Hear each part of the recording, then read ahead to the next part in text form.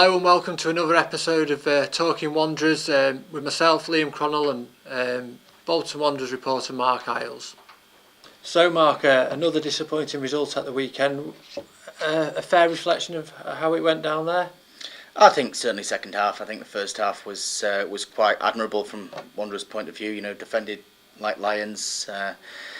You always got the sense that Arsenal were going to get their chance because they just couldn't seem to keep hold of the ball long enough to stop the waves of attacks. But the way they defended, I think, will draw a bit of encouragement from that. But then the second half, once the lapse of concentration after about a minute of the second half, when that was it was all downhill from there. David Wheater getting sent off, and then Arsenal just did what they do best and just played open football. And with 10 men, it was always going to be difficult.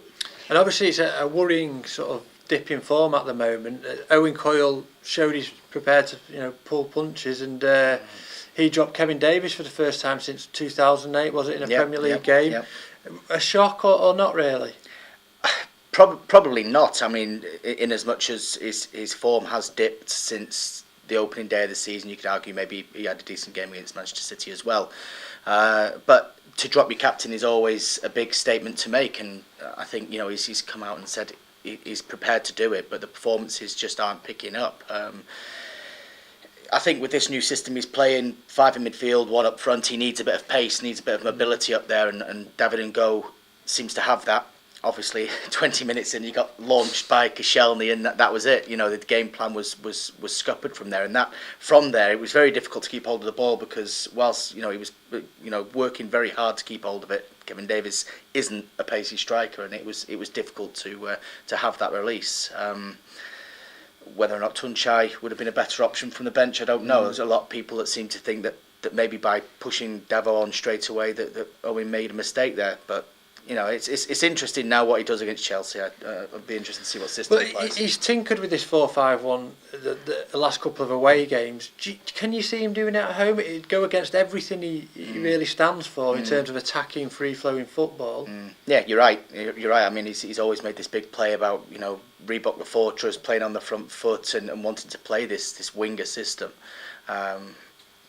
It worked like a dream at Villa Park, and they attacked on the counter brilliantly, but I felt they did that because they had Kakuta stretching Villa. He didn't make the team against Arsenal, and I think that was one big outball that they didn't have when obviously N'Go went off. And he'll obviously be ineligible for this weekend against his parent club. Can you see any other changes?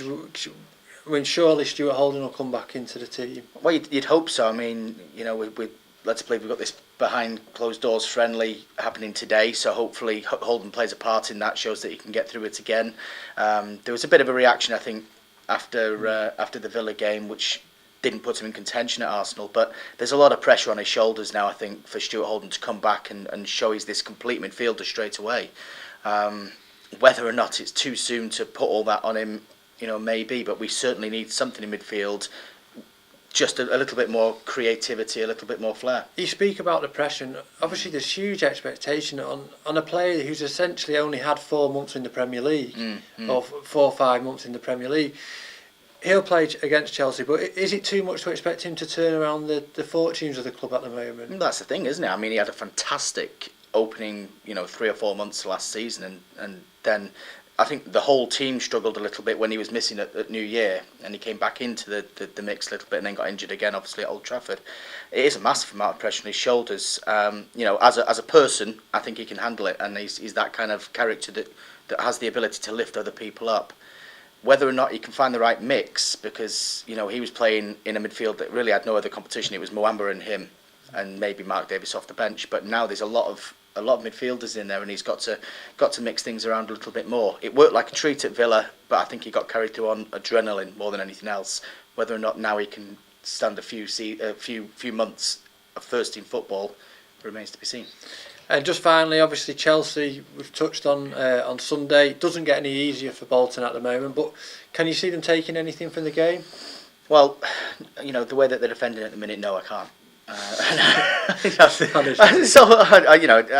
usually it's the eternal optimist, but at the minute, there are serious problems that need to be addressed in terms of, getting the team shape right, getting things squared away. In that first half against Arsenal, it looked to have solved it, but of course, by defending so well, they presented themselves with a different problem, and they couldn't keep the ball up front. There has to be a balance struck, and I'd love to think that it's going to happen on Sunday, that in front of the cameras and with the crowd, etc., that it's going to be, but. Chelsea looking, they're coasting along quite nicely at the minute, and they're carving out results without any serious problems. So. And on that note, we'll leave it. Thanks for joining us, and we'll see you next week.